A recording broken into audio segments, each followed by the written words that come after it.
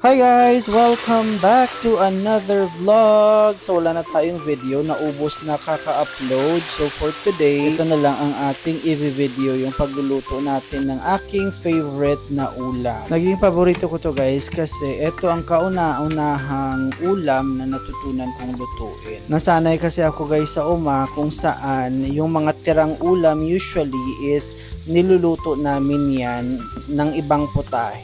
So, yung mga tirang pritong isda, ginagawa namin yung cardillo o kung sa Tagalog, tinatawag nilang sarsyado. O diba, perfect ng pagkaprito guys ng tilapia. So, yan ang inuuna natin obviously.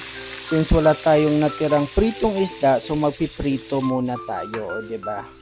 At kapag ready na yung pritong isda, so dun ka na magsa-start na mag-isa. Maya-maya kapag tinamad ako mag-voice over guys, sorry na lang kasi ako yung tipo na gustong mag-earn pero tinatamad mag-voice over. So ayan. So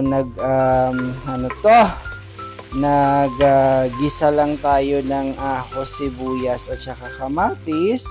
Tsaka nilagyan natin ng tubig. And then from here, pwede mo lang lagyan ng kung anong pampalasa ang gusto mo. So nilalagyan ko yan ng toyo, nilalagyan ko yan ng asukal, nilalagyan ko din yan ng patis. O, diba nauna ako, mamaya pang patis. Ayan na ang patis. O, ayan.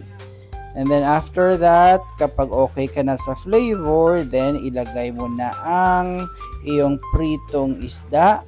And then after that, of course, hindi mawawala ang itlog. O asan na ang itlog?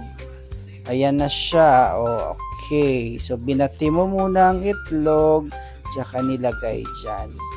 Tapos, optional lang yung iba guys. So ako, nilagyan ko siya ng spring onions. Ayan. At eto na ang kanyang kinalabasan. Let's eat!